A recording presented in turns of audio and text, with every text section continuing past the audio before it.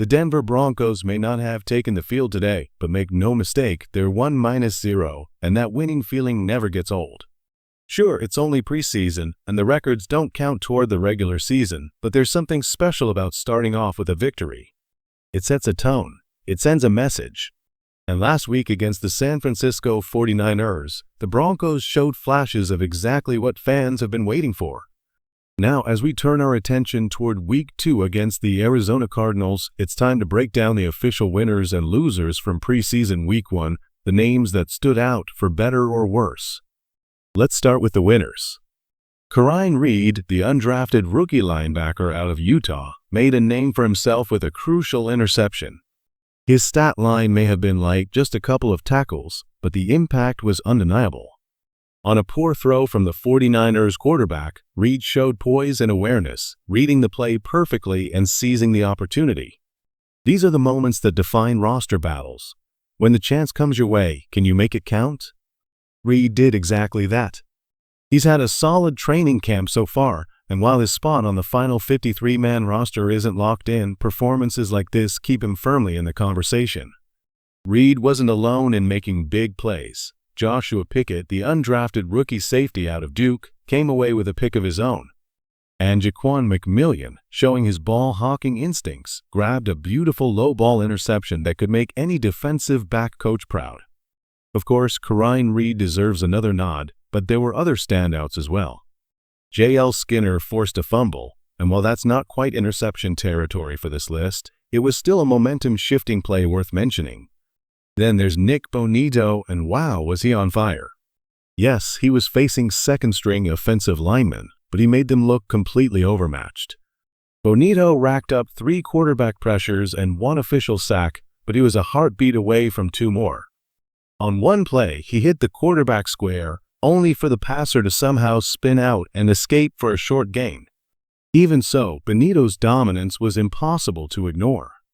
With a contract extension likely on the horizon, performances like this only strengthen his case. If he keeps this up, eclipsing 14 sacks this season is not just possible, it feels inevitable. On the offensive side, one name stole the spotlight: Tyler Badie. For me, he was the biggest offensive winner of the game. Training camp had been relatively quiet for him, but when the lights came on, Badie delivered. He averaged over 6 yards per carry, picked up blitz with sharp awareness, and even threw in a few perfectly timed chop blocks to protect the quarterback. Last year's injury cut his season short and limited his role, but right now he's making a strong case for that RB3 spot. His energy, versatility, and explosiveness were exactly what this Broncos offense needed to see. Right now I have Tyler Badie penciled in as RB3, but that spot is anything but locked. In fact, he might be making the strongest case for it of anyone on the roster. Some fans have even called for him to jump all the way to RB2. And while that's a bold take, the reality is this: you don't draft R.J. Harvey in the 2nd round to bury him on the depth chart. Harvey is going to be just fine, and along with J.K. Dobbins, he forms a strong 1-2 punch. But that 3rd running back slot? That's wide open. Badie is in a head-to-head battle with Jaleel McLaughlin, and it's shaping up to be one of the most pivotal roster fights heading into the 2025 regular season. Watching Badie's game, it's hard not to be convinced. His jump cuts were sharp. His north-south running was decisive. His pass protection was on point. There wasn't a single aspect of his performance that suggested he's not ready for that next step. Now let's talk about another winner, Trent Sherfield. He only hauled in 3 receptions, but one of them might go down as the highlight of the game. On a deep go route against man coverage, Sherfield exploded off the line, beat his defender, and hauled in a beautifully thrown 36-yard strike from Jarrett Stidham. It wasn't just a catch, it was a moment. Sherfield bobbled it, pinned it against his helmet, dragged his toes in bounds, and secured the touchdown. 6 points, pure magic. And while he's already a trusted special teams contributor, plays like that are carving him a much larger role in this crowded Broncos wide receiver room. Now, Trent Sherfield isn't going to leapfrog into the WR1 or WR2 spot, but as a WR4 or WR5, in certain packages, especially 5 wide sets, he's more than earned that opportunity. His reliability, route running, and big play capability give the Broncos another weapon that defenses will have to respect.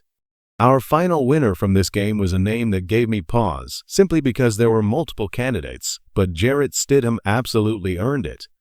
He was nearly flawless, 14 completions on 15 attempts, 136 yards, and 2 touchdowns. Yes, it came against the 49ers' second and third string defenders, but let's be clear, Stidham is a backup quarterback, and that's exactly the type of performance you want to see in that role. He picked apart the defense with precision. His first touchdown came on a perfectly placed pass to Lucas Krull in the end zone. The second was that deep, highlight reel bomb to Trent Sherfield. Stidham displayed outstanding pocket awareness, worked through his progressions with confidence, and even showed he could extend plays with his legs. The lone blemish was a fumble, but the Broncos recovered, and it didn't slow him down. Performances like this don't just win preseason games, they give a team confidence that if the starter goes down, the offense can still function at a high level. Now let's talk about the losers, and remember, it's preseason. This isn't about doom and gloom. It's about pointing out what stood out, good or bad, so the team can fix it before the games actually count. First up, the starting offense. It just wasn't sharp. The rhythm wasn't there, the timing felt off, and the unit didn't look in sync. But this is exactly what preseason is for, shaking off the rust and finding that flow. Credit to Sean Payton for giving the starters a couple of drives to work through it. Offense, after all, is like a choreographed routine, rhythm, timing, repetition. You need live reps to perfect it. Defense is more instinctive and reactionary, but offense has to be finely tuned. As for Bo Nix, the rookie's stat line, 6 of 11 for 31 yards, wasn't terrible, but it wasn't crisp either. There were a few underthrown passes and one costly mistake, an intentional grounding in the end zone that resulted in a safety. Outside of that, he made his reads quickly and avoided major errors. It looked like what you'd expect from a first preseason outing, rusty, but nothing to panic over. Nix knows it too, and he addressed it in his post-game presser. The second name on this list is Audric Estime, and to be clear, he's not here because he was awful, he's here because the other running backs are raising the bar. Statistically, Estime didn't stand out, and in a crowded backfield where players like Tyler Badie and Jaleel McLaughlin are flashing, that's enough to drop you in the pecking order. Audric Estime averaged just 2.6 yards per carry, under 3 yards, and while he wasn't terrible, he didn't do enough to separate himself from the competition. In a crowded backfield, okay isn't good enough. Players like Blake Watson, Tyler Badie, and R.J. Harvey all outperformed him. Even without touching the field, you can safely assume J.K. Dobbins would have been more impactful. Right now, Estime is on the outside looking in, slipping behind other backs in the race for a roster spot. I like the player. I liked him coming out of Notre Dame. But in this league, performance matters more than potential, and so far, others are simply producing more. If the season started today, my 4 backs would be Dobbins, Harvey, Badie, and Jaleel McLaughlin, which would leave Estime on the wrong side of the 53-man cut. The final name on the losers list is someone you might not have even noticed much during the game, Clay Webb. But when you go back and watch the tape, it jumps out. And not in a good way. Webb, who had been in the conversation for a backup center role, saw more snaps at right guard in this game. The result? A disaster in run blocking. On plays where he was involved, the Broncos' ground attack stalled. His technique broke down, his positioning was off, and the line lost leverage far too often. Performances like that are exactly what put a roster spot in jeopardy. In pass protection, Clay Webb was officially credited with allowing just 1 pressure, but the film tells a different story.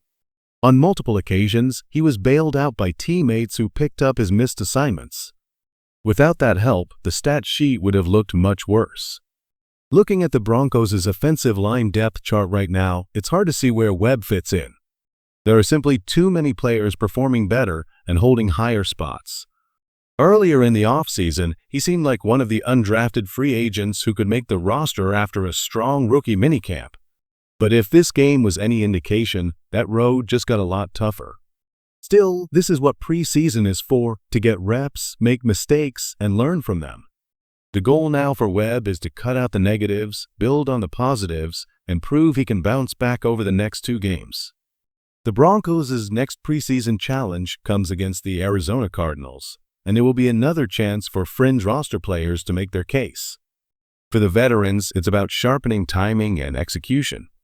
For the young guys, it's about showing they belong in the fight when Week 1 rolls around against the Tennessee Titans.